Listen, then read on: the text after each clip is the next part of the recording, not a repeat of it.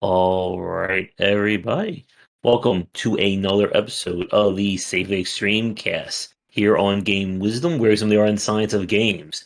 I am trying to pay attention here as I change the text styling, so let me know everything looks good for the people watching. But for this week, my co-host and I, we're going to be talking about ARPG design. So are you ready for this one, Sharky? As ready as I'm going to ever be. This is the second part of our three-part RPG look. That is a section in our larger What is a Game series. Which It's is like the like a Final 50-something Fantasy. part, you know. It's like Final Fantasy. They call it Final Fantasy, but it never ends Well, since we're talking about that, do you want to hit onto that and talk about why they came up with that name? because it was the supposed to be the final game of the franchise because they didn't think it was going to sell. Well, it wasn't that they didn't think it was going to sell. They had run out their budget making several games, and like they were out of budget, so they had budget to make one last game. So it's Hmm. going to be their final game, unless it succeeded. And then making a successful game was their fantasy. So hence their final game that was supposed to achieve their fantasy, Final Fantasy. Hey, Mike. And I believe you have some bots in the chat there from your side, Shark. Final bots. I don't know if that's a bot or what. Yeah, because I've been getting those messages a lot. I'll have you. Yeah. And I Okay. thought it was just because I was getting famous and I was getting more bots. Turns out everyone must be getting them. Uh-uh. But for this talk, we are focusing on ARPG design. My biggest regret for the thumbnail on my side is I couldn't find a really good image of Kazuma using a bicycle. Because I think Kazuma Kiryu fighting Diablo with a bicycle would have won the internet for today. Hey, Mike. And yeah, I have no regrets on my thumbnail. I got a really good image of what's her name from Tales of Berseria. Forget her name, the main character girl, the half demon girl. But what is interesting is that with our two thumbnails, it definitely shows kind of where our individual preferences lie when it comes to ARPG design. Because we are going to be focusing on kind of three broad categories today. We're going to be talking about kind of the Diablo or Western style ARPG. We're going to be talking about like the Tales of series when it comes to kind of the JRPG side of things. No, there's And going to then be a lot more than Tales of, but yeah. Mhm. And we're going to kind of look at the games that don't quite fit any category. Stuff like Yakuza, Monster Hunter. And I'm sure you guys watching either live or recorded will probably come up with some other examples. Yeah. So, So excuse me. we'll start out with the originator of the name. The ARPG was originally came from, the JRPG style, just like the RPG style, in the last one, because like what happened is basically they had a you know a traditional RPG, that people now refer to as JRPG, wrong incorrectly, and then they replaced the turn-based combat with a action-based combat. Hence, they called it an action RPG. And then later on, Diablo ended up taking onto that name, and which I would say is, I would say it's not an action RPG, more of a Diablo-like, kind of thing. And Yakuza and I think they could be more closely. I think they're more closely fit to the traditional normal action RPG, but they're still kind of off on their own section, kind of thing. Mm-hmm. They're far closer to the normal meaning than Diablo is, kind of thing. But Mm-hmm. we have another case of basically the genre being stolen away, and it's Mm-hmm. and it's on all the games I like. All my favorite genres are the ones that are getting stolen. None of the other Mm-hmm. genres. I mean, when are we going to have somebody steal the first person shooter genre, and just it's like some Mm-hmm. kind of puzzle game or something. It's a first person shooter, and it's There like some kind of like puzzle you like game. go. Thorn's question: what is the hardest game to find? What game is right on the line?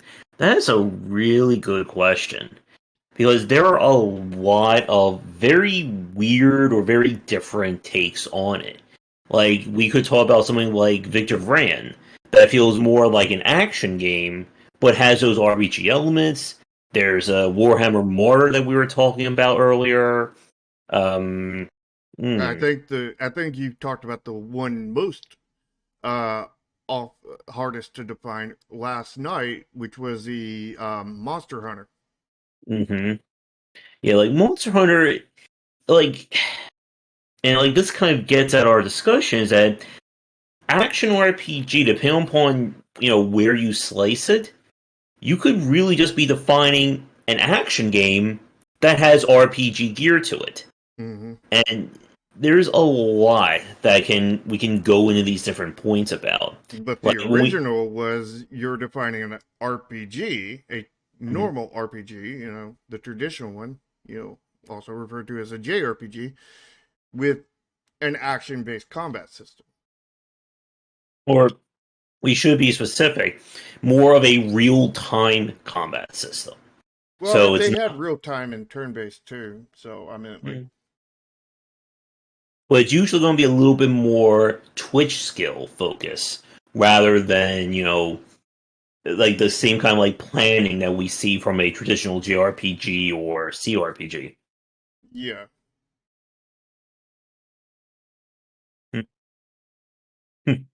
Yeah, I don't think Cyberpunk is in any of these categories. I think that's more open world. Yeah, and we have CRGs, yeah, like Fallout again. Like I think we mentioned one second. We talked about Fallout in the last cast, and it's less an RPG and more of a first person shooter with some RPG elements to it. And again, like the nightmare of the RPG genre is that you can really just add those elements to it, and anything can become an RPG.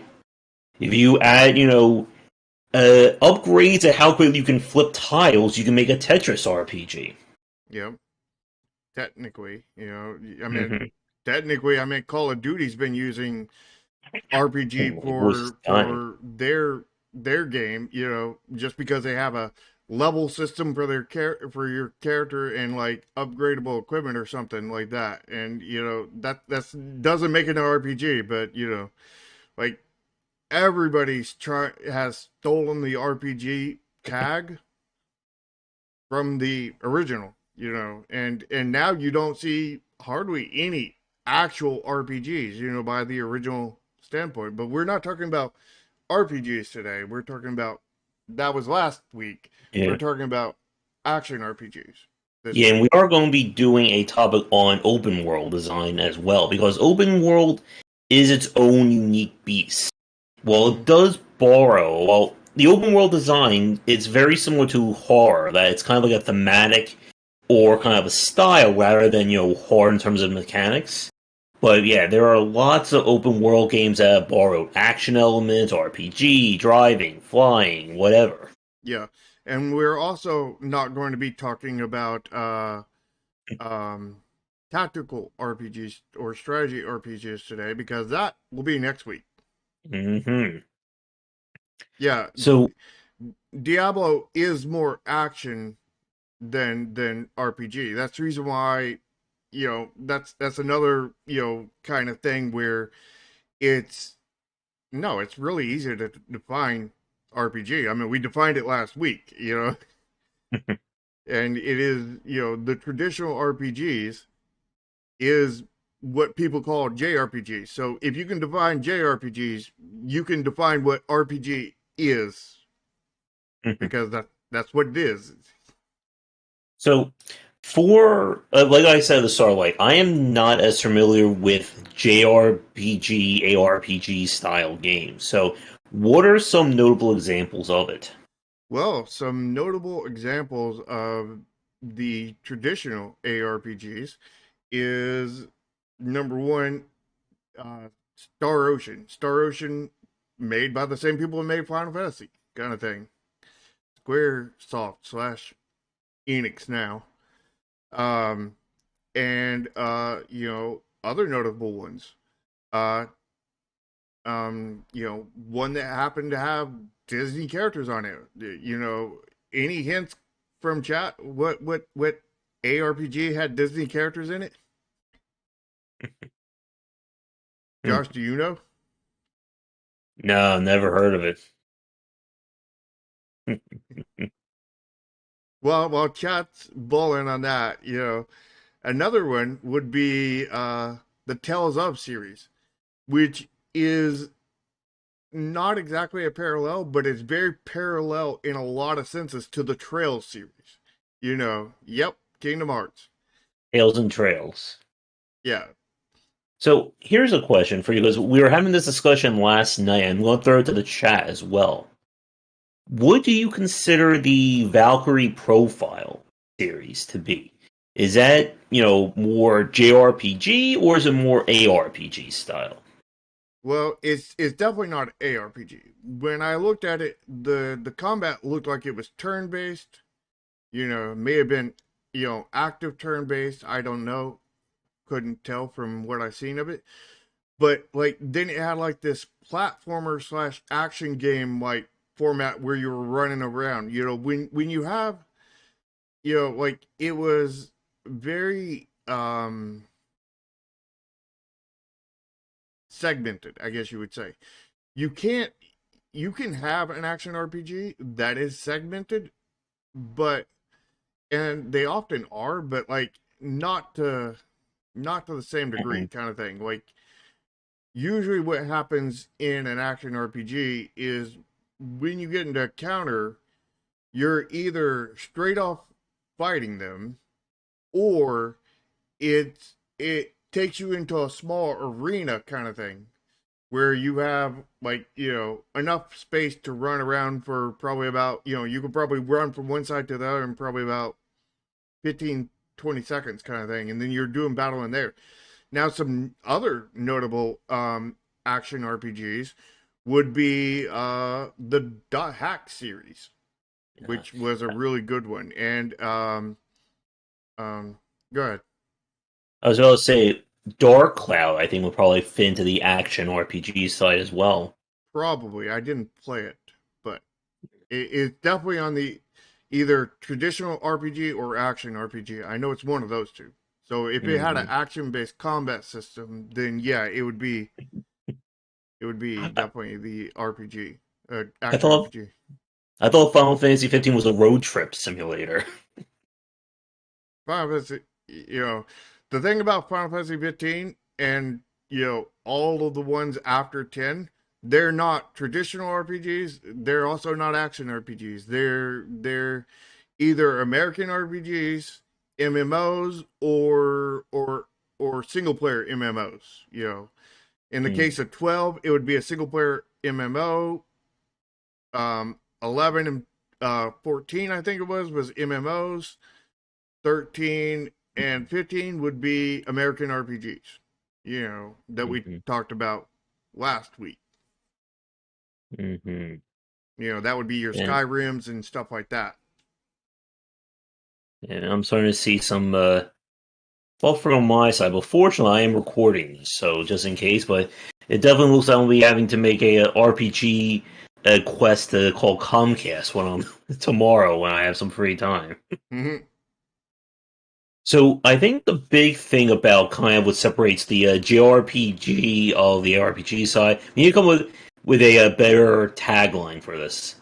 But uh, is that when we talk about JARPGs, that's not easy to say very quickly. Just There's say not action really, RPGs. mhm, 'Cause that's what they are. there's not the same kind of loot generation or loot focus as when we get to the kind of the American ARPGs next. Yeah. I would just call that the Diablo likes, honestly. Because I feel like there is not enough things similar to them to between them to even be called the same name, you know. They are very, very different. And I mean there's not very much RPG like in Diablo kind of thing. Like I love Diablo 2. Like I love it with a passion, but like it's random gen loot and random gen loot is not an RPG. I mean, pretty much no RPG has random gen loot. They have set crates, you know, with set items kind of thing, you know. So that's not RPG, you know. I mean, leveling system, but everything has a leveling system now. So like you can't even define that as RPG. So like what is RPG about a Diablo like game, you know, like there's nothing specific RPG like on it. It is really the only there's really nothing RPG about it. It's very Diablo. Hmm. Oh man! So what you guys are telling me is that when I get to game design deep dive RPG, it's going to be just a nightmare of genre definitions. Oh yeah, yeah. Thanks to you know people you know ruining the genres because you're gonna have like you know you're gonna have to define RPG three different ways. You're gonna have to define you know action RPGs in three different ways. You're gonna have to then define tactical and strategy RPGs in a few ways, kind of thing. But the thing you'll notice in between them is that the traditional RPGs, the action RPGs, and the you know traditional action RPGs and the traditional tactical RPGs, those three all line up and make perfect sense. Everything else is just scattered, you know, like Mhm. it's like you can draw a line straight through these three things, but everything else is like shotgun sprayed across the wall. You know, it's very very different and it's like how is this like these? You know, Yeah, and to let me get make sure I get the name right. X just Hamid's question about Dark Souls could be considered an RPG. Yeah, we kept like the Dark Souls genre. Like I feel, or Dark Souls itself, or Souls like. I don't know. Like I feel like they're more actiony yeah, than they are RPG. yeah. There's nothing really.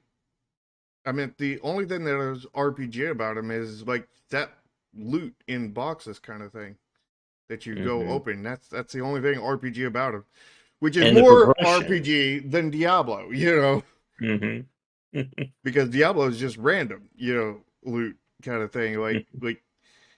And you know the thing is Skyrim is more RPG and you know than that, and Skyrim isn't very RPG. You know, Hmm. Yeah, and when we look at kind of the JARPG side of things, again, it is very much in line with the JRPG style, that it is a linear story. We're dealing with linear environments with fixed things into them.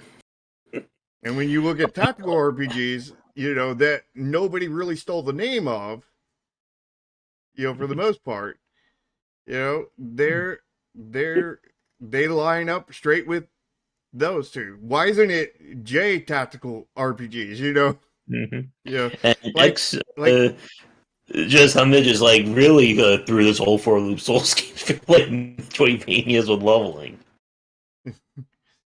like Hmm. the whole adding a J to it just really gets on my nerve because like here's the thing is now that people have started doing that kind of thing, it provides even a whole nother level of confusion to the whole mess kind of thing. Mm-hmm. And on top of that, it it now has people saying if it's not from Japan, then it's not a JRPG kind of thing.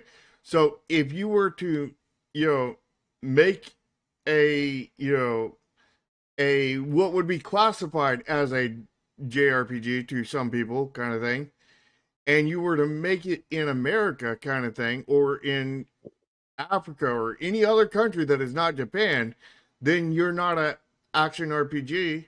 You're not a RPG, and you're not also not an RPG. You're not an Mm-hmm. RPG. You're not a JRPG.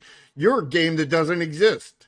Mm-hmm. At that point, because like it becomes this almost racism thing, and it's like, oh my god, like, oh god, somebody needs to smack some sense into somebody.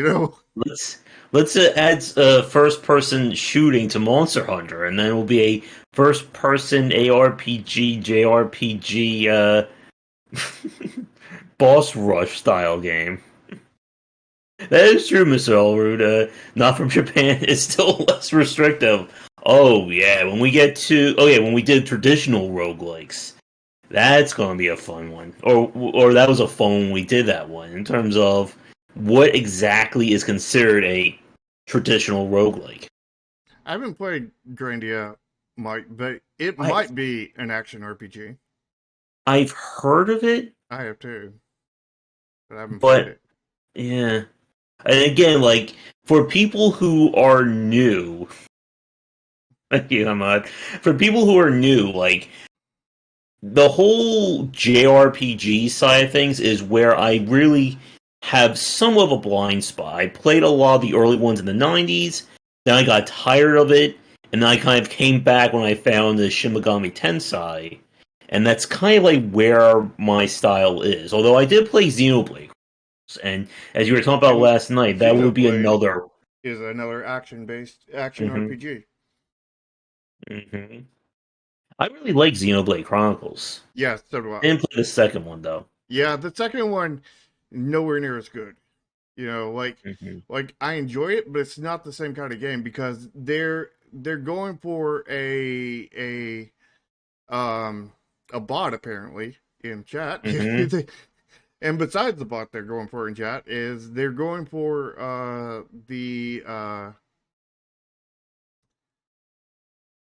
they're going more MMO kind of thing with it, with it where it was open world kind of thing. There was another bot, and Hmm.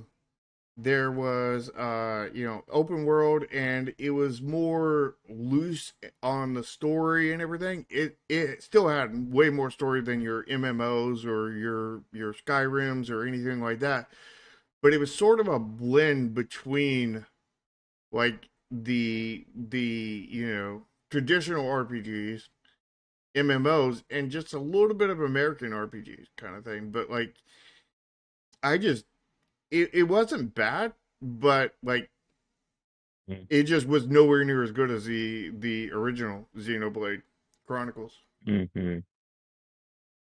And okay, so let's throw another monkey wrench into things. What would Final Fantasy 12 be considered? Is that a JRPG, an MMO light? Uh, Final Fantasy 12 is a single player MMO. That's what Final Fantasy 12 is. It's a single player MMO, Hmm. which came right after their multiplayer, their normal MMO, which was Final Fantasy 11, and right before, not too long before the Final Fantasy 14, their other MMO. Hmm. So I almost read that as Uh, JAMO. it is Jambo, but let's make an agreement to stop using J in the genres because the whole defining a thing has to come from Japan is not a good idea. Jimmo sounds like the off-brand Jello. I mean, maybe if you could call it Japan inspired, which would be like JI RPG and JIMMO, that would be Jimmo. But just not J, like that just gets into if you're not from Japan, you're out of luck. Black Desert would be an MMO. I mean, MMO is a MMO. I mean, MMO has, you know, characteristics of action RPGs as well as, characteristics of JRPGs and, Skyrim and American RPGs, they have a lot of characteristics from a lot of things, but they're their own thing. That's an MMO. Yeah. And we'll be talking about MMOs as another part at some point in the future when we check our schedule. And you'd still argue that Black Desert is a Korean Skyrim, but Skyrim isn't multiplayer only on a server, played with many other players. That's the big difference. I mean, Well, does that mean you would call it a KRPG? Or would that just be another non-existent game what about because the fact K-pop RPG? is it's not a RPG because it's not American RPG because it doesn't come from America, and it's not JRPG because it doesn't come from Japan. Therefore, it doesn't exist. Is that what you're going for, Thorn? I want more Shattered Galaxy there. um, Let me throw some dynamite here. And what would Fallout 76 be considered? A train wreck. And of course, there is Guild Wars that also has its own unique designs. Guild But Wars is an MMO, isn't it? yeah, but it's definitely more on the action side. Mm-hmm. K-pop jam. There I we go. mean, There's part 4, K-pop RPG. no, Chris. Fallout is not a multiplayer survival game. Fallout is a multi train wreck, survive a train wreck.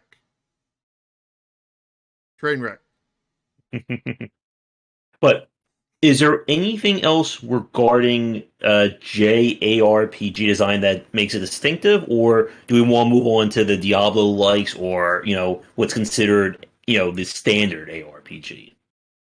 Well, this is the standard ARPG. The standard ARPG would be the what you would refer to as a J because but a lot of things that um comes from your traditional RPGs, also known as JRPGs, to people who decide to mess it up, and they share a lot of the things where they have varying systems across every one of them. Everyone feels like a very different mechanically different game kind of thing. They're all very different. Like all the magic systems are different, all the combats are different, skills, all kinds of different things are just very varied across them kind of thing. And but the real only, like set in stone difference between an action RPG and a,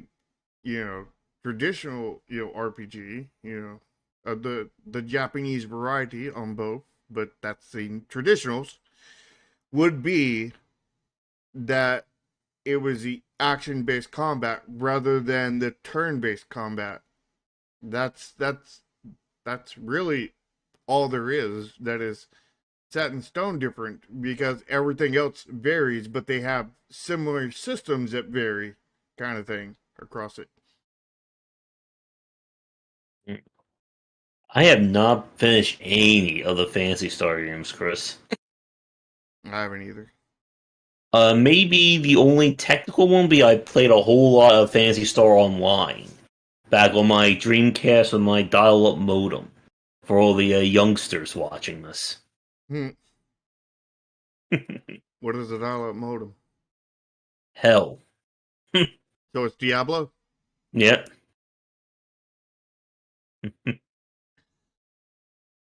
So when we talk about Diablo likes, we've actually misnamed them. They're dial-up modem likes.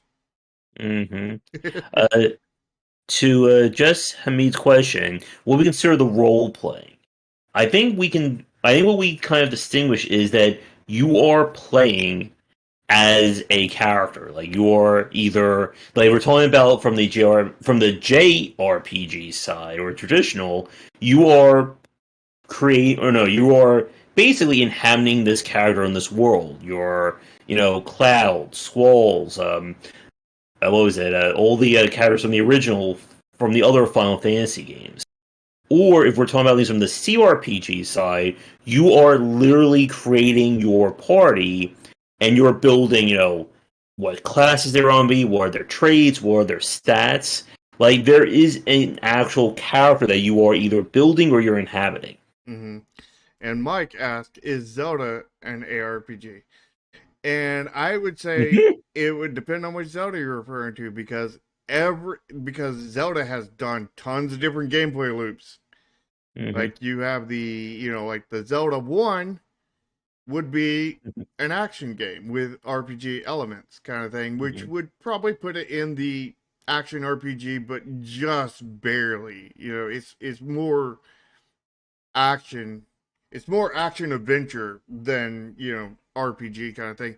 Where you talk about the second one, the second Zelda was basically a platformer kind of thing. You know, an action platformer kind of thing. And then the third Where one, yeah, go ahead. and then the third one kind of became more of like an open world or quasi open world style. And then I think a lot of people just consider Zeldas to be action adventure games these days. I mean, Which- Zelda's as a franchise has been all over the place. They've never. I mean, they've been more consistent in more recent days, but over their history, they have never been consistent. They have been Mhm. different genres across the ways, kind of thing. So, like, you can't define Zelda as a whole as any one genre. And to Mr. Elwood's question about how Craig Carr played the Divinity Original Sin, I did not play that one. I have Divinity 2, but Tomo suggested I pick it up to try it, and I have yet to install it. So I Isn't don't it? have first. Isn't Divinity supposed to be like a Souls like? No, I believe Divinity is more CRPG. Uh, And I've heard, like, at least Tomo told me, it's like considered like the most representative of what people call CRPGs. I hmm. did try Pillars of Eternity, and I failed horribly at that one. Um, yeah, that's what I heard. Let's see. Yeah, Well, if it was the hack and slash.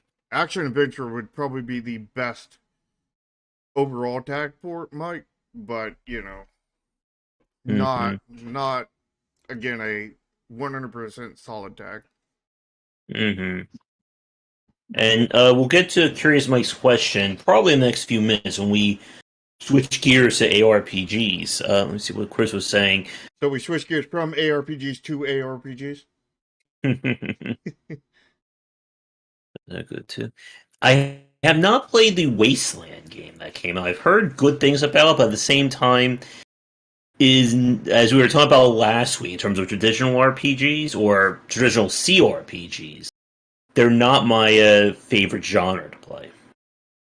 Yeah, I don't like the American RPGs or the CRPGs. Mhm.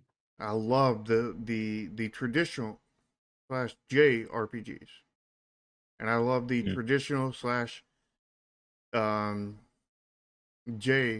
JRPG action RPGs, and I do like Diablo likes, but I don't have a phone, so yeah, I'm Mhm. stuck with Diablo 2. You know, the Mhm. original Diablo 2,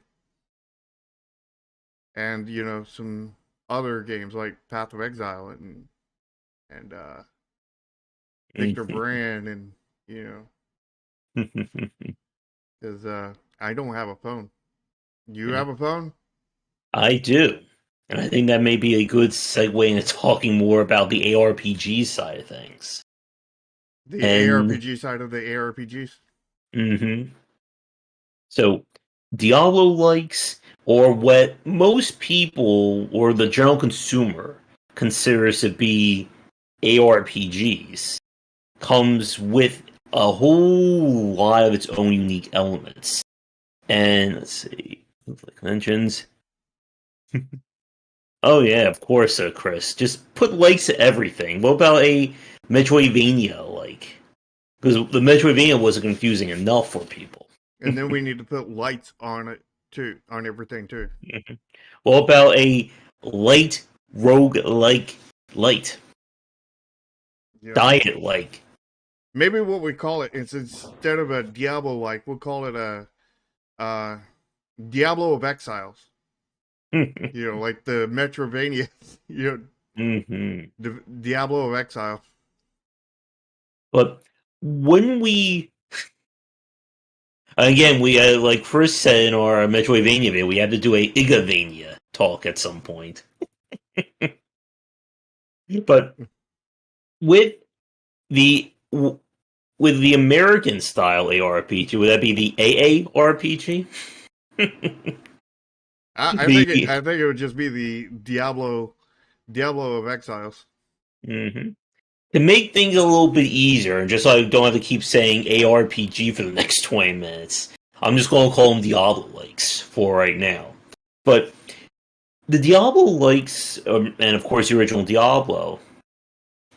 Yeah, exactly. USA RPG. That sounds like the that health insurance one. What is the health insurance one? USAARP or something? Yeah, the one for the armed services. Yeah, AARP? it's USARRP, I think, which is almost the exact same letters. There we go.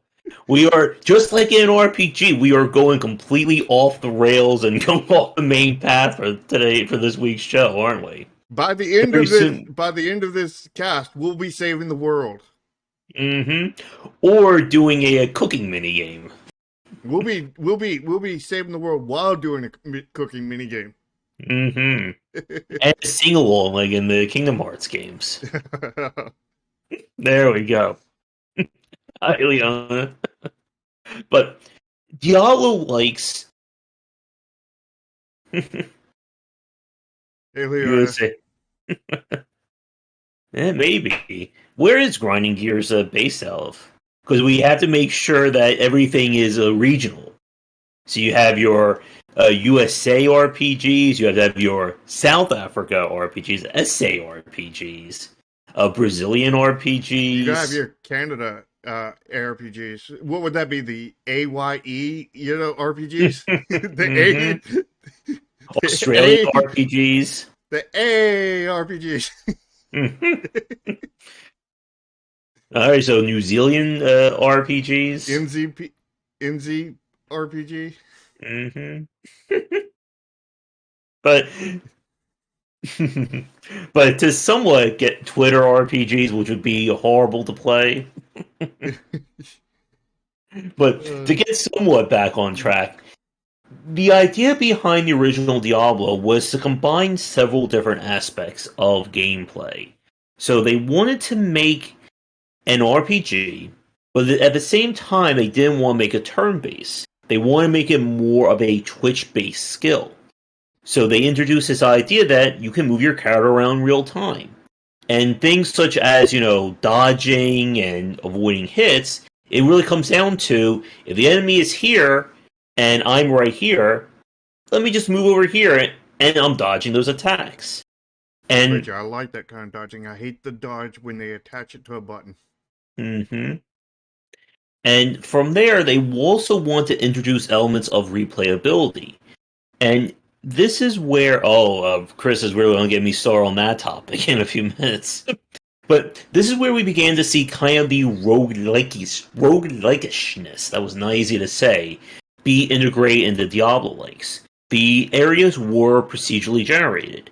With this concept, of course, is that you're going to keep going to this dungeon, so we don't want you to get bored doing the same map each time. So we're going to shuffle it up. And then began probably the thing that has defined Diablo likes the most, and that is the concept of loot generation, or commonly known as the loot table. And the loot table is one of those systems that I can see both loving and hating it at the same time. It is this idea that instead of gear being fixed, as we see in JRPGs or JRPGs, it is random. So you can have gear be generated based on, class type, weapon size, the kinds of elemental effects, unique properties. Let's not forget when you get, ancient and set items that have their own exclusive modifiers. And the idea, of course, is that you are creating your own unique character and then trying to find the gear to match that. If I'm building a, dash-heavy fire-based assassin, and you're dropping ice or lightning weapons that are very slow, that means nothing to me. Yeah, something you said made me think about the genre that would be closer to Diablo than RPG or action RPG, an action roguelike, because it has nothing. It has literally nothing in common with an RPG, and it has an action-based combat system with like roguelike, a lot of roguelike stuff. I mean, why is it called an action RPG when it's more of an action roguelike? I mean, like, that would make more sense, kind of thing. That would make way more sense, but it's definitely not an RPG. And the prop gen has become instrumental in Diablo likes. This idea again that the loot generation really becomes a secondary form of progression. The other progression system, of course, is leveling up, giving your character new skills. And this has taken on, in Borderlands, the FPS, would that be the FPS USARPG? I don't know. But Borderlands is more just an FPS with, elements of other games. Or they call it a role-playing shooter. So we can have RPSs now thrown in. I mean, Borderlands is closer to a looter shooter. But the character classes have gone through a lot of very different changes as Diablo likes and ARPGs have tried to evolve in different ways. You have games where characters are very much hard-coded. In Diablo, sorceress, assassin, necromancer, druid. Those are 4 completely different skill trees. And none of their skills will ever be shown somewhere else.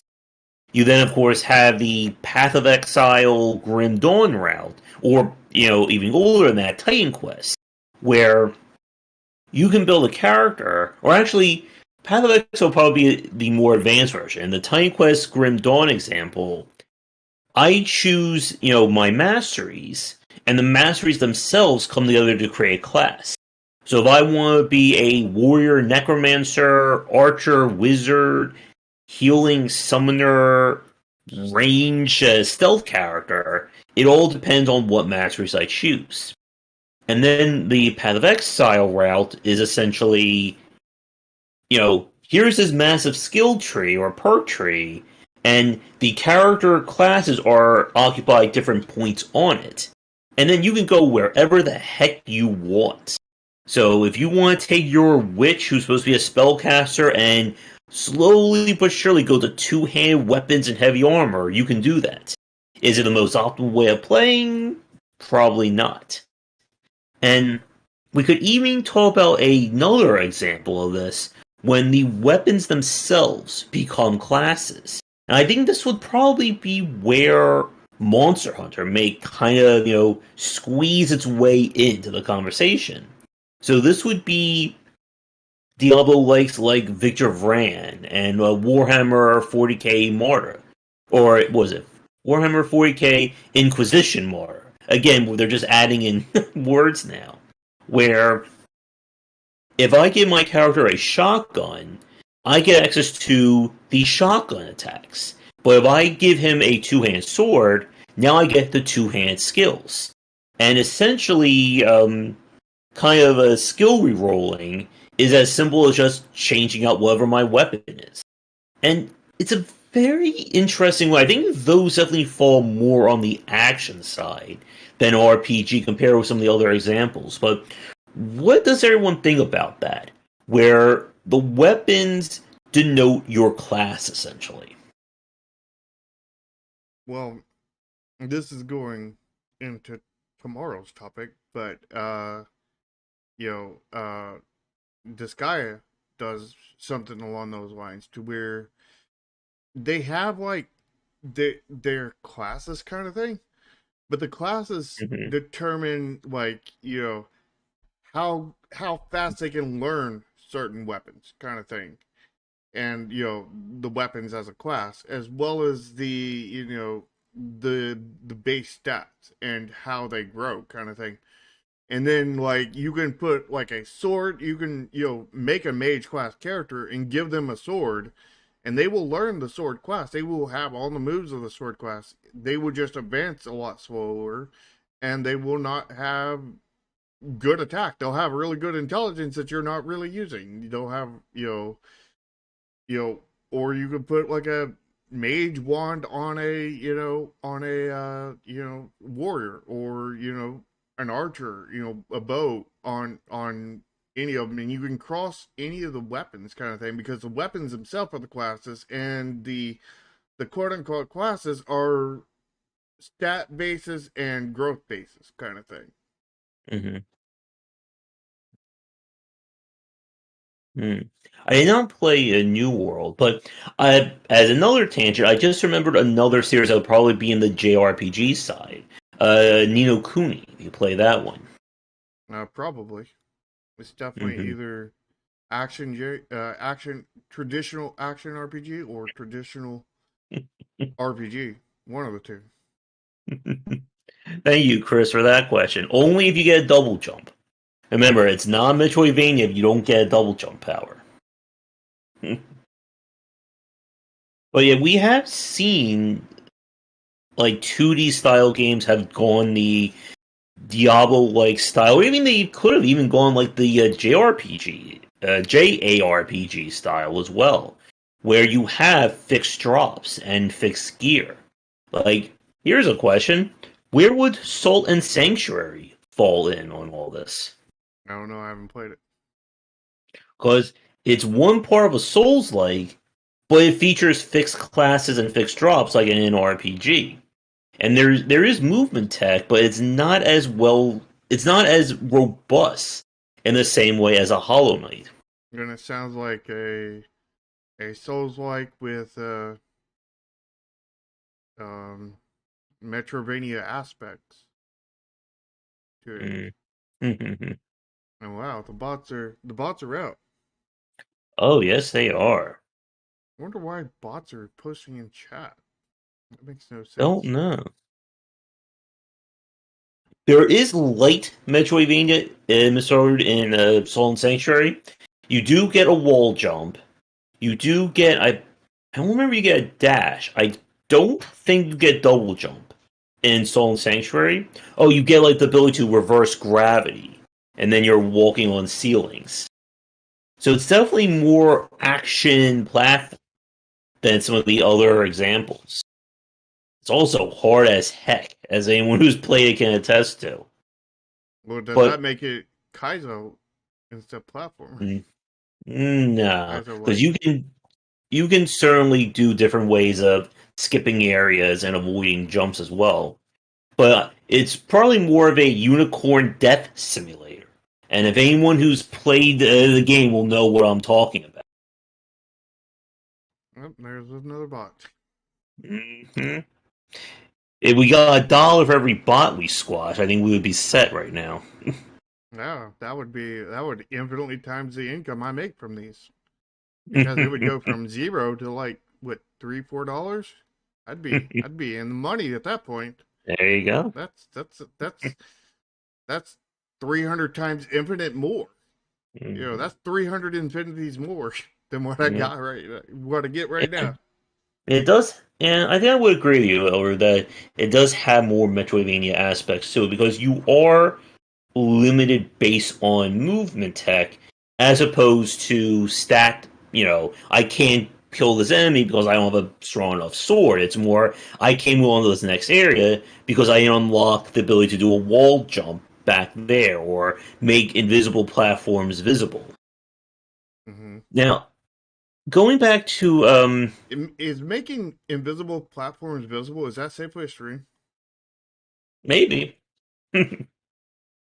uh, but going back to I think it was other Mike's question from earlier about why loot generation is such a big deal. It's definitely a way of trying to have those rogue-like aspects to it. This idea that you don't necessarily know what you're going to get. And I think if we saw a Diablo like that is 100% fixed, I think would just be a very boring game to play. What does everyone think about that? Do you think a Diablo like could work if it was 100% linear? Fixed maps, fixed loot, No, fixed progression. no. Yeah. I think that would be very boring because a lot of the things I do in there is manage my equipment. You know, like there's if everything's set and things are Hmm. clearly better than other things, then it's Hmm. like I would never have an inventory problem. Of course. And I would And just be like throw away these weapons instantly. There would be no let's see what this monster drops kind of thing. There would be no point in even uh any of that. Even monsters dropping something. mhm. You know, like there Well, would just be no point in a lot of stuff in there. yeah. You may have to hit the live button, Chris. I've seen that happen sometimes, like when there's lag or any issues, that it may not fully update what's going on there. And let's see. And with Dreamscaper, it did have like random, like the world itself was random, but the problem again was it didn't feel like there was enough variance. And with the kind of Diablo likes and what we saw with this side, the variance again comes in with the gear.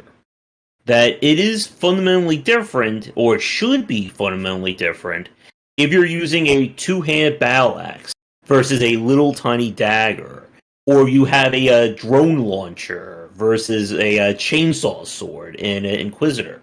Yeah, I know. Like in Diablo 2, like like my favorite class after the expansion came out was the before the expansion came out it was a sorceress, but after it was definitely the assassin because I would go in there with the twin blades and I would get these blades that had like like you'd look at like the two-hand weapons and everything and they'd be like, yeah, this two-hand weapon does like you know 500 to 600 damage kind of thing, and it's very slow. And I look at my claw weapons, and I would have claw weapons that would do like, yeah, this does like 450 to 550 damage per hit.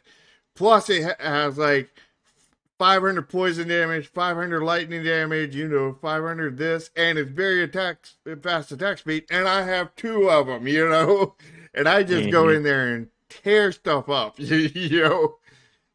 and I would just I would really min max those weapons, and like my armor to a lot of point did not matter because I would just plow through them because like I'm just doing like my DPS is like 40 or 50 times higher than what the two-handed weapons are doing, Hmm. Yeah, and even with the like really Grim good ones. And like to Chris's point about Grim Dawn, like the maps are very, very, very basic about uh having like some elements of randomization. Like if you remember in the first zone or in the first act, there's a point where either the row will be blocked and you go left, or it won't be blocked and you go right. But the developers, I think, really pushed the loot generation and the class system above the world itself. Like if you're playing Grim Dawn, just like with Time Quest, it really comes down to making sure everything synergizes. If you're using fire damage, you want fire skills, you want items that boost fire damage, and if you try to be like that jack of all trades style, you're just never going to be able to keep up with the enemies. Yeah. Somebody mentioned it's wiped off the chat their name, but about the if that's a balance issue from what I was saying. Not really. That's more of me breaking the game issue, because like it Mm-hmm. like the way I did it was like Diablo will occasionally, drop weapons that are one higher tier than what you're currently on, kind of thing. So I would have that one higher tier on both weapons, kind of thing, and I was comparing it to a normal tier of the two-handed battle axe, kind of thing, the current tier, because that's all I've seen of them, and like also on top of that, I'm considering a max, one of the best battle axes I've seen. I'm not going through and collecting them, and the those one higher tier weapons I had, like I had thousands upon thousands of them, and it was a process of elimination, seeding through thousands of them, buying them, selling them, magically imbuing them, putting slots in them, putting all my best gems in them, all kinds of other stuff, like just completely enhancing and shaking through like thousands and thousands of them. Where like the battle axes, it was just like I got one, I'll pick it up and throw, sell it away, like there wasn't there wasn't much to that kind of thing. And because it takes so much inventory space, it was also often the thing that got thrown out, because I didn't, to save room for more stuff that I could sell for more value kind of thing. And So that's the other thing that separates probably JRPGs from Diablo likes. Inventory Tetris. The game that everything never ends. everything separates it because there's literally nothing the same except for leveling characters. I mean, there's nothing similar to them. There's a lot of similarities to an action RPG though, and a Diablo like, but there's basically nothing similar between a I think the thing traditional. that I find, like going back to what Chris was saying earlier about like not seeing like too much evolution in ARPGs or Diablo likes, one of the things that I really liked about Victor Vran was it had a lot more in terms of movement tech in it. That yeah, and just as I was saying that, Chris posted his comment Well, that you can there's dodge. action RPGs like that, like Chrono, not Chrono, Xenoblade Chronicles. Xenoblade Chronicles had pretty good action based systems, don't you think so? Yeah, I liked it. It's been a while. I'm not fully remembering the whole systems. Trails, the not the Trails, the Tales of series also has really good combat systems. So Hmm. like, yeah, I mean, if you want that, those are both in the traditional action RPGs segment, and those Hmm. are there's tons of Tales of games. Yeah. I love Tales of my favorite that I've played so far is the Tales of Berseria, which is where I got my image for my thumbnail today. If you're watching my stream, Hmm. What was I going to say? Yeah, like Victor Vran is one of my favorites because of the fact that it had a lot more in terms of movement and just like the general ability of getting around in that game. And if you haven't played it, I definitely recommend it. I could never get And into Victor Brand because you sped run us through it. And I couldn't learn anything and no, that was appreciate Grim anything. Dawn. That was Grim Dawn that we played. Wasn't it both? No, I played Victor Vran solo. Uh, And I think like getting back to again like that level of complexity in these kinds of games, that one of the issues that we've seen in terms of streamlining is kind of removing some of that allure of the loot generation.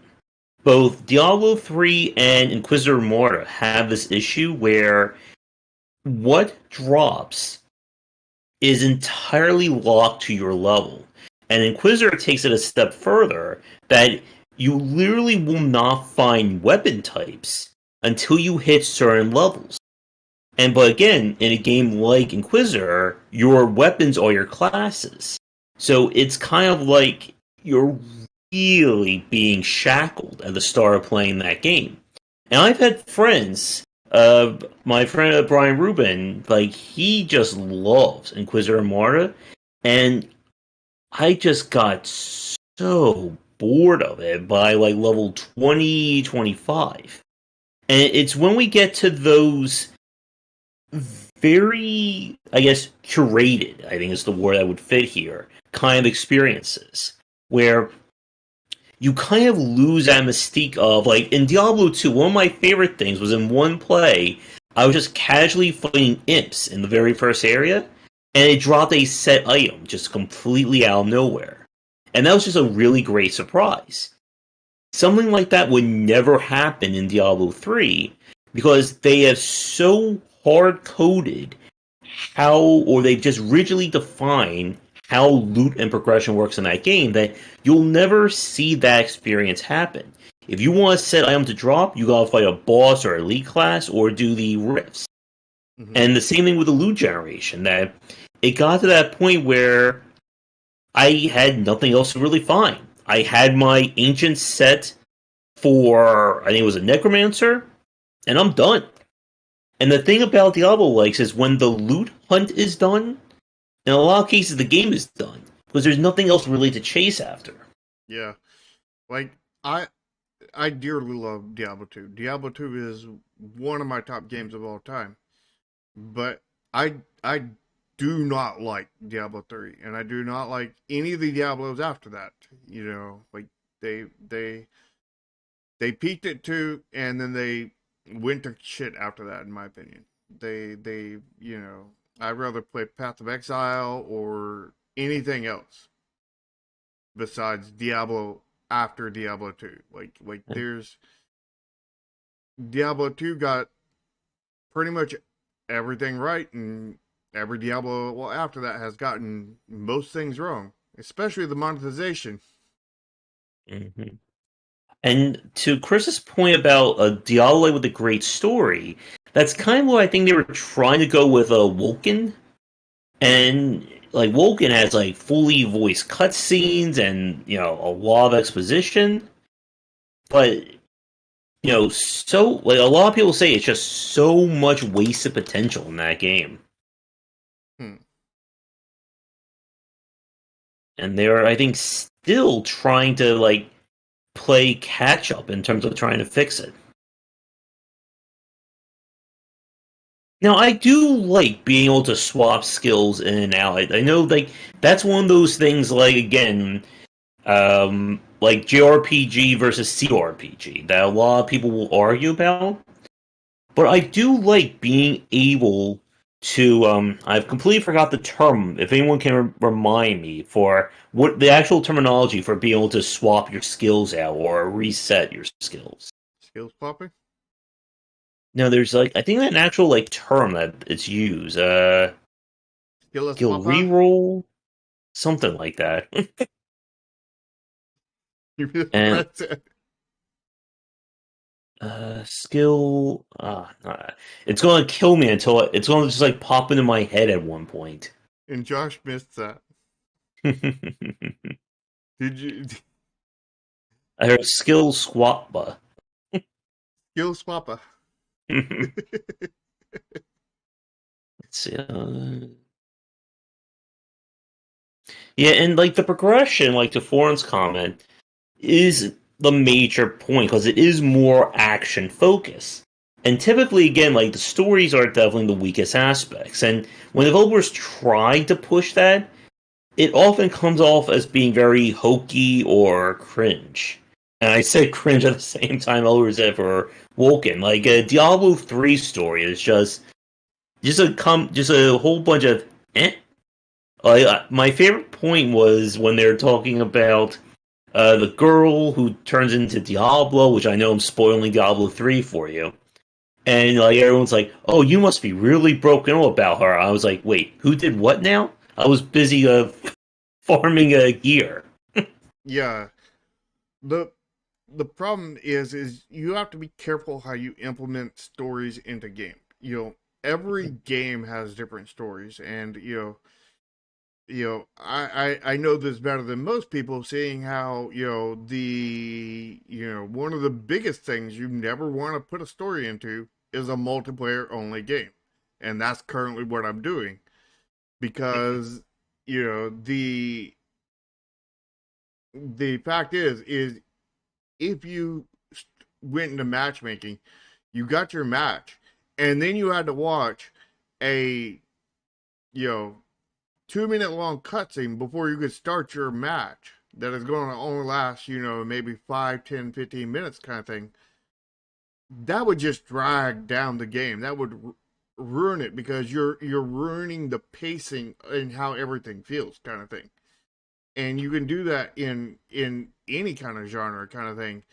The traditional RPGs, since they are slow to begin with kind of thing, you can pop in cutscenes all the time kind of thing, and just it's no issue at all.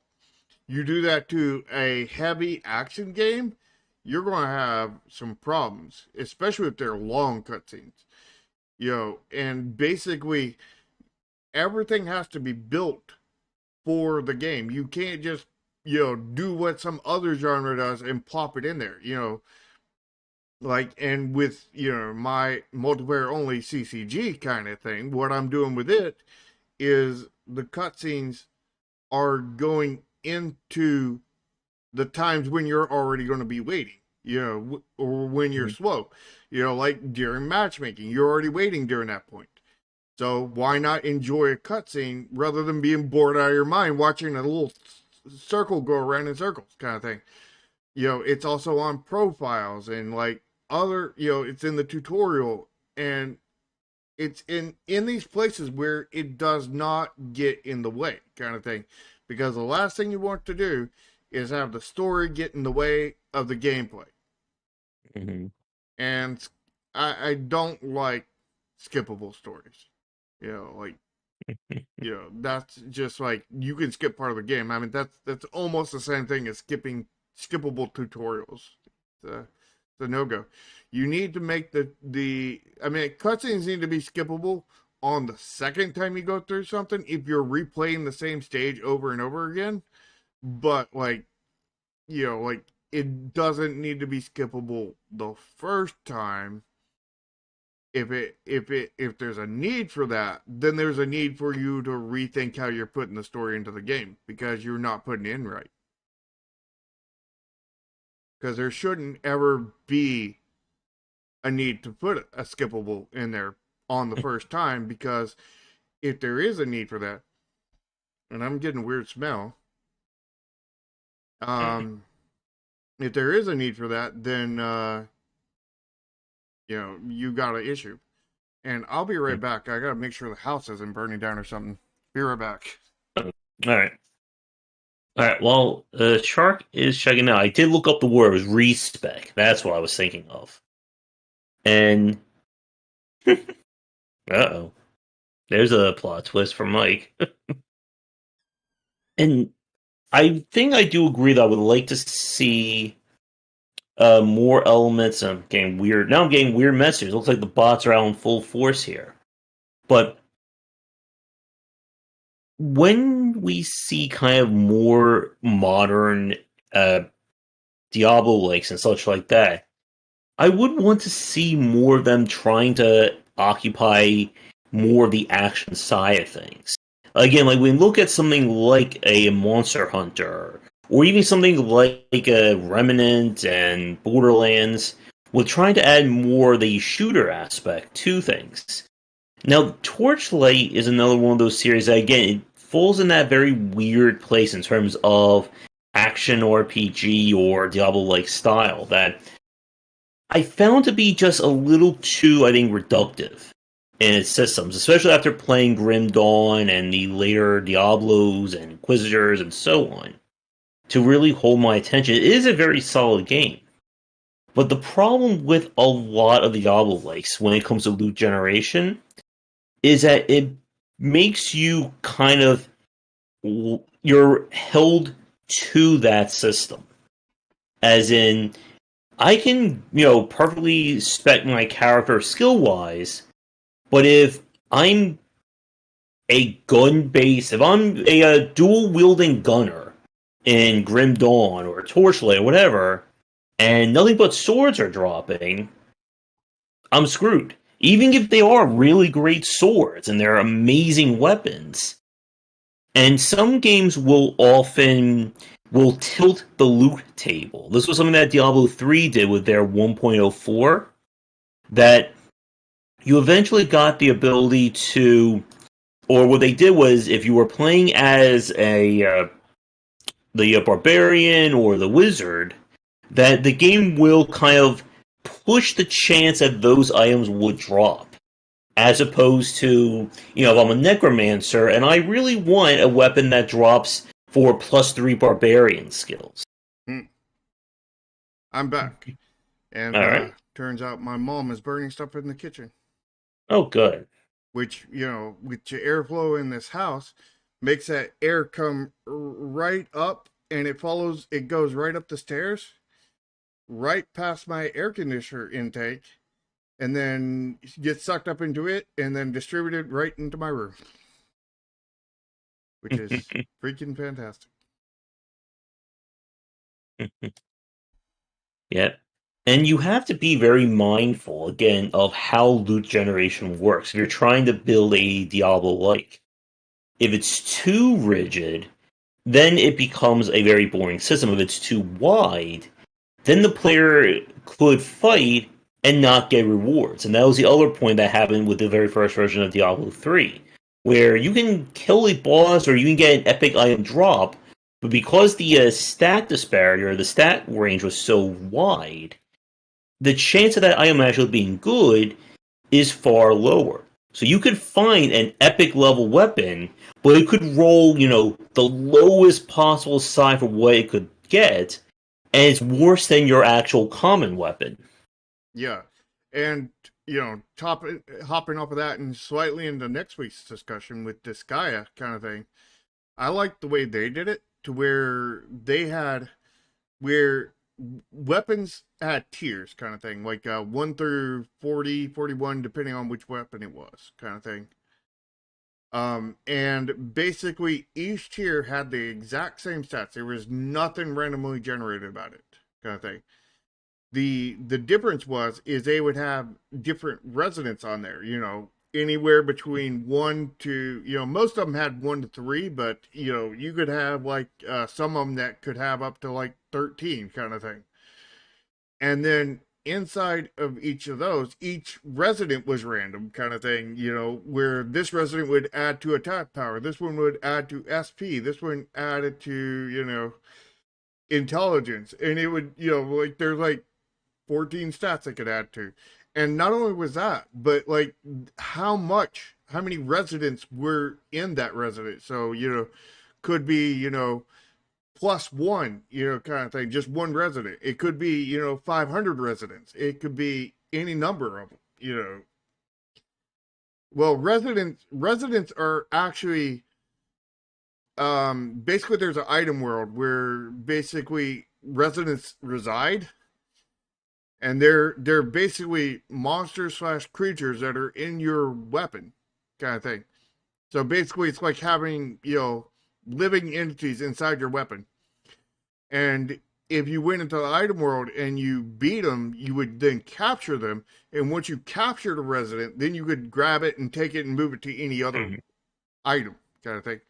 So you could, go into item that you could care less about, like a healing potion that gives you plus 10 when health when you have like 500 billion health at this point. But inside that resident, there's a inside of that item is a resident that gives you plus 20% exp, so you can go in there and grab that resident, capture it, and move it over to an item that you actually care about, put it on your sword or your armor or whatever, and whoever gets that armor or weapon or whatever that you put it on gets 20% more exp, kind of thing, or has like 500 more attack power or whatever it is. And if you had I just told you that it's a basically a monster or creature inside of your item. But we are getting off topic, I think, Yeah, for our chat.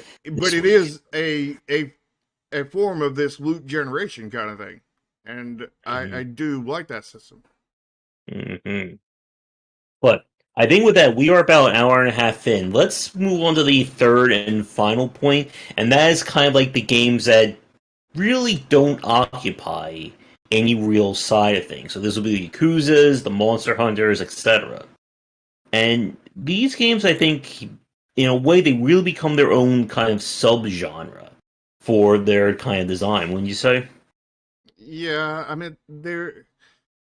I wouldn't say they're subgenre, because a genre would mean that there's more than one of them, kind of thing. And I don't mean more than one of the same exact, sequels. I mean more than one of that type of game, kind of thing. Because like you can't have just one game with sequels and have it be a genre kind of thing. Yeah. Mm-hmm. But like, I mean, when the first Souls-like came out, kind of thing, there wasn't a Souls-like genre kind of thing. It was after other people started making Souls-like games, and there became different IPs, kind of thing. That's when it became a genre.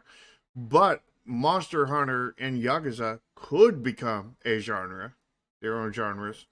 But right now, they're pretty much kind of solo. Mm-hmm.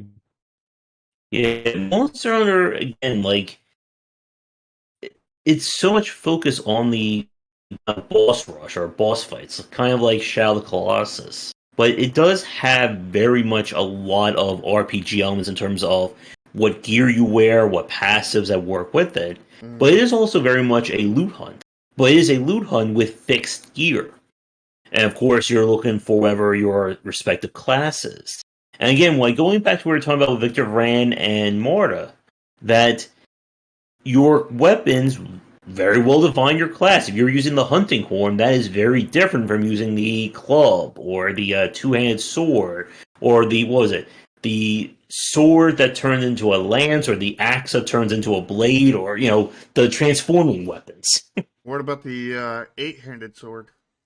Mm-hmm. I'm sure that'll be in the new one too. I mean, it's in Because Final Fantasy.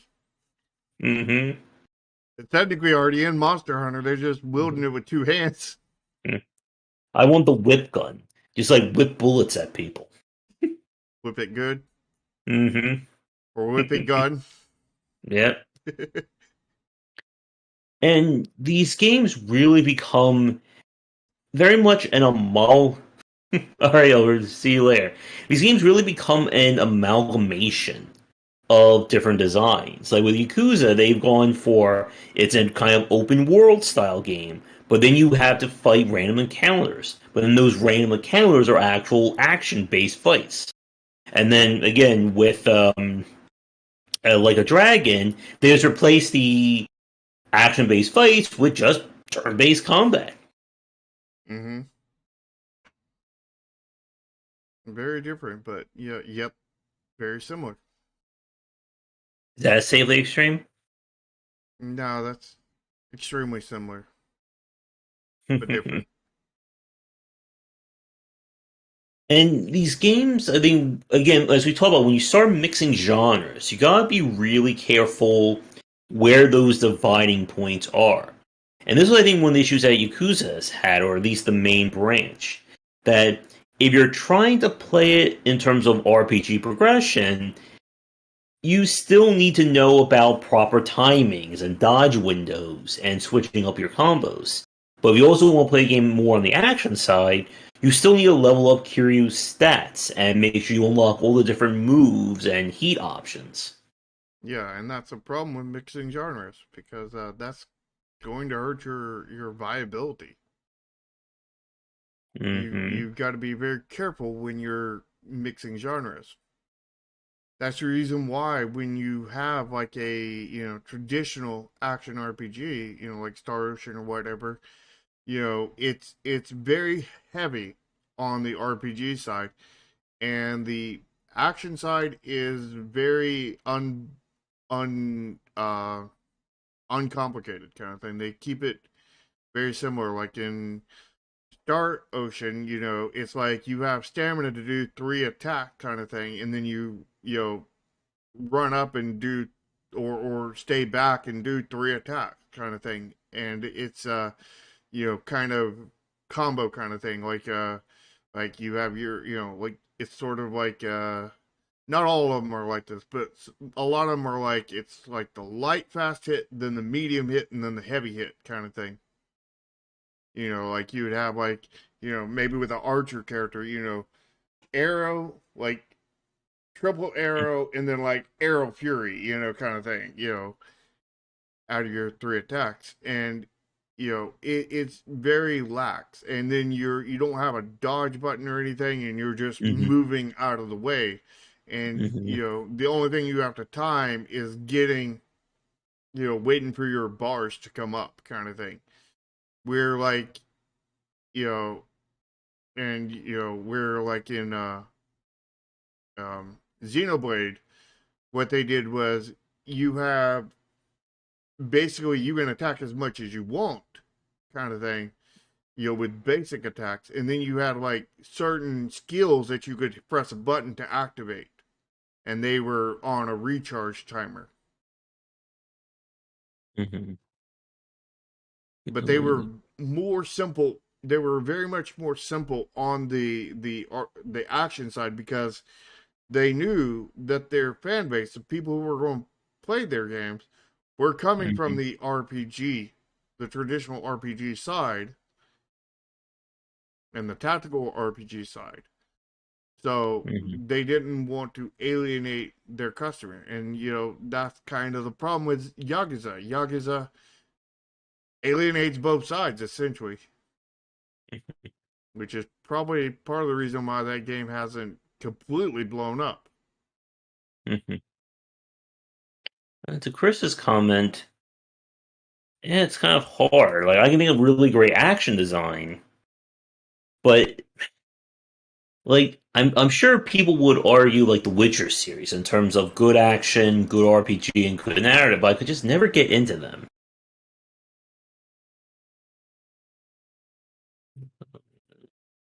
Yeah, they're focusing on the RPG side of things because the RPG side of things would be to stagger, using strategies and effects to stagger, harden, and such, and not just, brute your way or reflex your way through combat. That would be more, that would be heavier on the action side, and they're going heavier on the thinking side because, like we've talked about it before, all the genres I think could be kind of core to everything could be summarized in two different kind of categories. You have your thinking games where your objective is to think things through and carry out actions kind of thing, and then you have your twitch reflex based stuff where you're trying to react to stuff, you're trying to time stuff, You Mhm. know, your platformers, your Souls likes, you know, first person shooters would all fall into the action Twitch based. Your you know traditional RPGs, your traditional action RPGs, tactical RPGs, you know, strategy games, you know, 4X games, you know, those would all fall into the thinking games, and you know, it's you know you can have a game that straddles that line, but what you Mhm. really want to avoid is not one that straddles the line, but one that's on really both sides of that line. Because when you're on both sides of that line, rather than you know kind of straddling it, then you're alienating both people. Because the action people, a lot of them don't like the turn based the thinking stuff, and a lot of the thinking people stuff don't like the action based stuff, which I think you know has been the downfall of many games. You know when they've gone too far over it. You know, and Mhm. you got to know your audience, and you know, I am very much a person on the, you know, I like the thinking side. I do play some games on the action side, but I am primarily on the thinking side of things. Mhm. I'm more on the action side. Yep. And I think that's again why stuff like The Witcher and the Skyrims and games like that never really appealed to me. Now Is that those the are on the action, line, yeah, but those games typically have very basic in terms of the action or reactive side or twitch skills. and they're very And basic on the RPG side. mhm, You know, so yeah, they're basic on both sides. You know, so hmm they're not appealing to either one of them. You hmm know, but somehow that's a successful game, and I don't understand yeah. that. But you know, It hits that very weird point that just resonates with people. Like to Chris's comment about like all three working together, we could maybe stretch and include like the recent God of War game. But the combat in that one also felt kind of off to me. And it did run into that situation, as you just said, that you're just repeating the same strategy.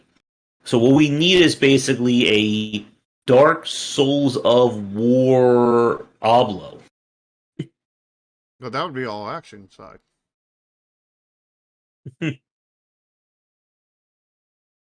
Same approach of enemy.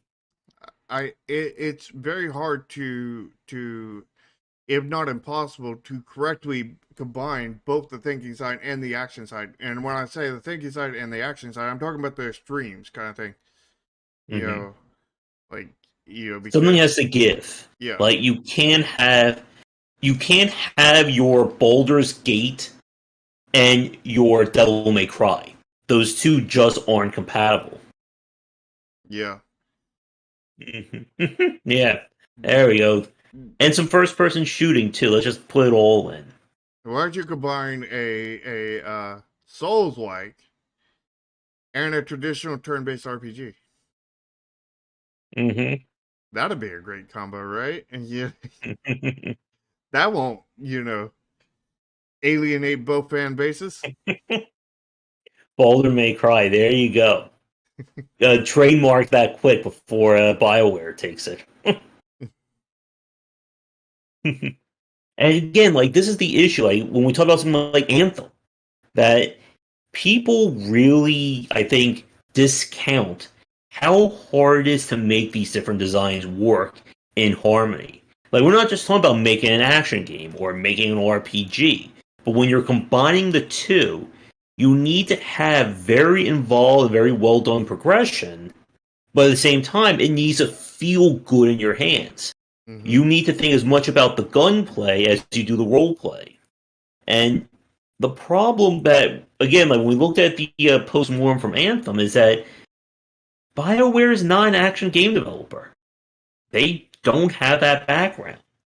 And you can put as many choices in that you think will matter as you can, but if it's not enjoyable to fight and move around and do different tactics, nobody else is going to care about it. Mm-hmm. Yeah, it's And very hard to combine genres and not completely screw things up. that could be on my side, Chris, because I'm noticing it here as well. And I think I'm going to have to give Comcast a call when we're done with our stream today. Yeah, I'm not seeing anything on my side. Hmm. Yeah, I'm gonna have to check this out. And I guess anything else that we want to get into because we're about to hit an hour and a half into our talk. I think we already hit it. Yeah, Uh, yeah. not really, other than just, there is so much genre confusion when it comes to anything around the RPG space. I mean, the least confusion part will be in the next episode on tactical RPGs and strategy RPGs and whatnot, Hmm. because that's the one least amount of people have screwed with, and the ones that have screwed with it are fairly similar. Like Hmm. your XCOM is definitely not your same as your Final Fantasy Tactics kind of thing or your Disgaea kind of thing, but they're Hmm. all within the realm of you know having a lot of things similar kind of thing. Where you look at your your traditional action RPG, with your Star Oceans kind of thing, and then you look at your Diablos, and like there's nothing the same between them. There is not a single thing that is the same besides like they have leveling, Hmm. and you also look at like like there's more the same between like a traditional action RPG and like a Monster Hunter or traditional Hmm. RPG in Yakuza. But where's Diablo? Like Diablo in games like that are just way out in left field. Like why where would that be? Like there's just Hmm. so much confusion. Now if you were to put Diablo in the action roguelike, there's a lot of similarities there, tons Hmm. of them, but there's not basically any with traditional RPGs. So like, and same Hmm. goes with between like Skyrim and like a to traditional RPG like Final Fantasy X. Hmm. There's Yeah. hardly anything similar between them. There's just massive confusion, massive um, confusion in between the two. Hmm. Yeah. And my stream is definitely acting very weird right now. Yeah, I tried to do some on-air tech support. I tried to unplug my router, see if that was causing the issue, and it was still happening. So it can't be the router that's screwing this up. Yeah. By the way, Chris, you're banned from YouTube. You use the word dislike. YouTube banned that word. Yep, and I think to Chris's comment about the game is good if it's a genre you don't like, and like a lot of that I think really comes down to really amazing UI UX. Like if you can make something that can be enjoyed by somebody who's never touched a racing game, who's never touched an action game, and they can still get into it, then you've done your job right. I don't think UI and UX is necessarily the the end all be all kind of thing, but like it does work wonders because like Hmm. that's what I did with my last game Chromasia, because like I worked so hard on that UI UX and the onboarding on there to where I had people that hated turn-based games and hated RPGs come in and play my game and really enjoyed it, kind of thing. And they're like, "Okay, I really enjoyed that." And UI and UX will take you a long ways, but it's not going to take you all the way, kind of thing. But it will take you a long ways, and I do think it is absolutely key for that. And Hmm. like you UX design, more than anything, UX design, because UX design is referring to how the UI is works. The UI itself is just Hmm. art. It's just aesthetics. But UX is Hmm. determining how the UI works, and the UX designer is also the one that does the onboarding kind of thing. So like the Hmm. UX designer is just such an important role. It's it's almost as important as the game designer kind of thing. And the UX designer and Hmm. the game designer definitely have to work close together, you know. Hmm. And since I'm both, I work closely with myself, But do you have arguments with yourself? all the time. Stop saying Do that, you do you dance with yourself as well? yes. There you go.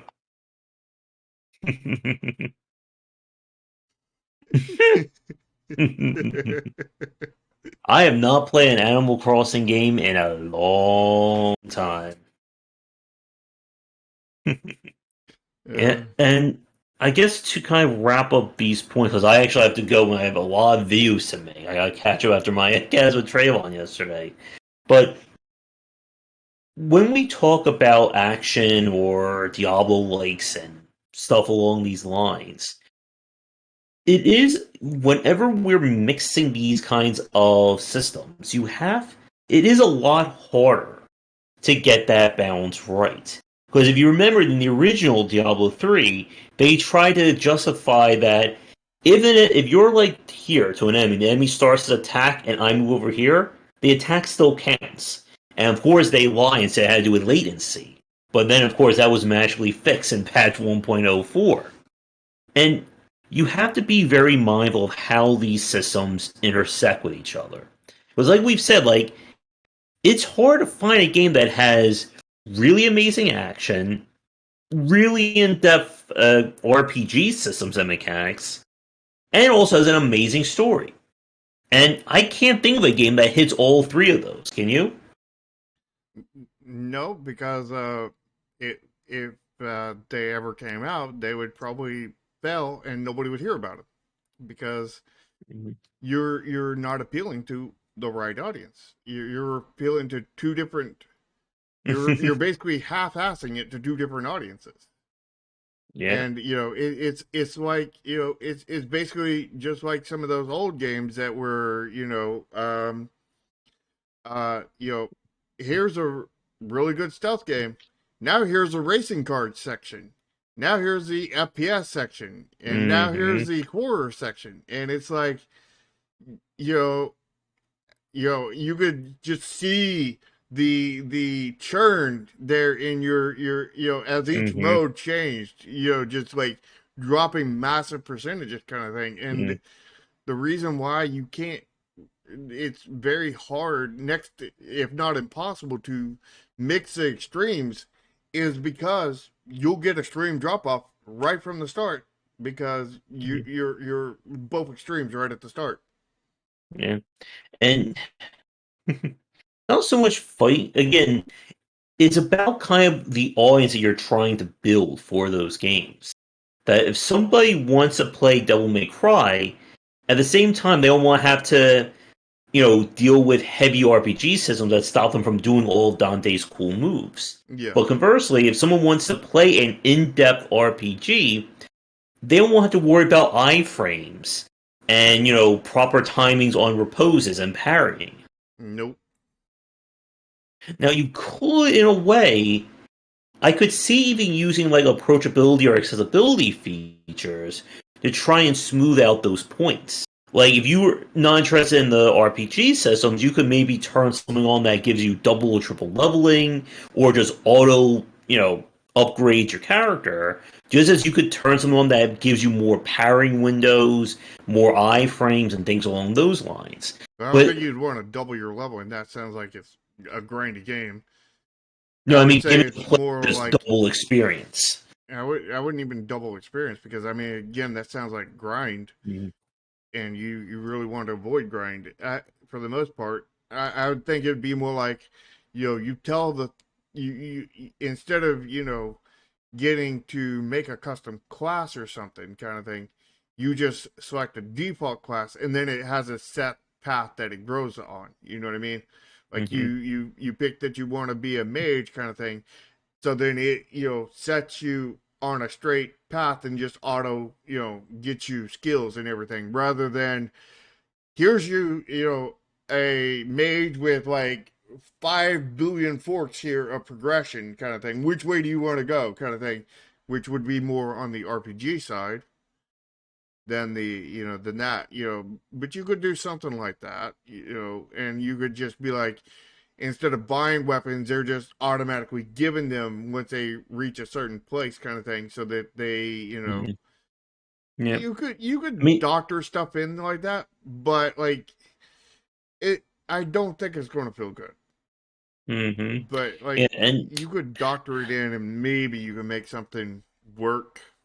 But you're going to really see everybody using the accessibility options at that point, because hmm. they're either going to be using the accessibility options to basically delete the a lot of the action side of the combat, the game, or they're going to be one to delete a lot of Hmm. the RPG side of things, which at that point, aren't you just better off making an action game on one hand and a RPG on the other hand, or whatever?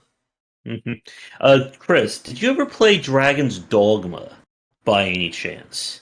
Because that's another very like one-off style game.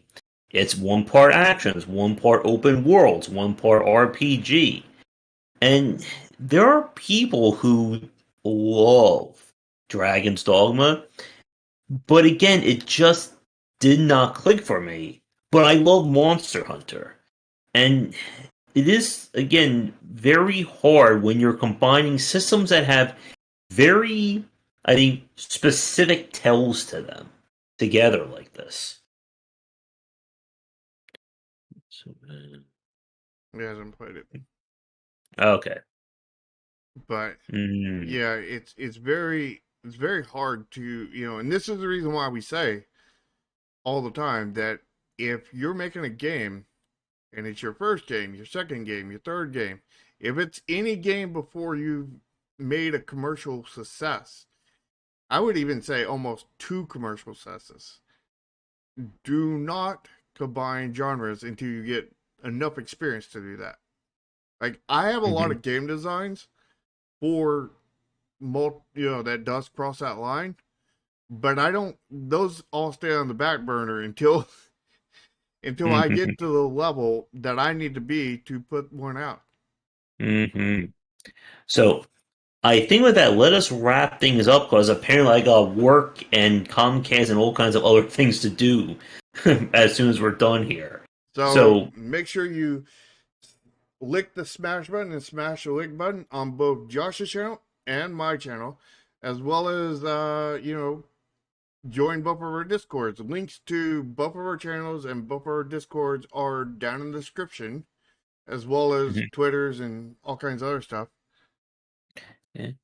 Is I can't see because it kind of scrolled up on my side. Is that Mike asking that? Yeah, Mike says, before you guys go off topic, but what are your thoughts on Playdate Handheld by Panic? That's the It's the kind of like yellow portable. OG Game Boy with the crank on the side. I That's have no the idea what that is. that is the handheld indie game, right? Or the indie device, right? I Playdate have is no over. idea. I mean, it looks. Is there any I mean, it developer looks kind of making cute. Game Boy hardware? Is it I emulator? don't know. What is it? Hmm. It is indie. We've Yeah. established that point. I mean, it's always tough. Like, I've seen like there's definitely a topic for like indie developers really going against the greater market. Like there are a few developers who are releasing a Game Boy original Game Boy exclusive indie games today, or original Sega Genesis games today. And while I respect that, I just don't know if they're really building something that's market viable. They're building something very niche that is, I mean, if it you're has the this. only It's like the adventure game genre. There's no money on it, but like if you build your stuff low enough scope, you can Mhm, possibly break even, possibly make a few couple dollars, kind of thing. mhm, But that's only if you do everything right, including keeping your scope down low. mhm. And yeah, it's it's a lot easier to get known. It's a lot easier to get Hmm. the proper exposure because like not very many people do that kind of thing. But Hmm. the market is just so small, and you have to keep your scope right. You got to and you got to make still a good game within that scope, a good enough Hmm. game, Yep. or else people aren't going to buy your future games because you've only Hmm. got a set amount of you know, uh, customers, and once you exhaust, 5% of them, there's not enough there to break even anymore. Hmm. So with that, let's end things here. And for next week, as we've said, we are going to be talking about tactical RPGs, strategy RPGs, the XCOM likes, and things along those lines. So be sure to stay tuned for that one. Mm-hmm. Should be interesting. Hmm. Do we get And to talk about the Chromatia likes? maybe. But we will be back next week around 4 p.m. ET. So again, do the liking and subscribing, check out the previous videos, and come back for daily discussions on game design here and on game wisdom, where some they are on science of games. Until next time, everybody, take care. See ya.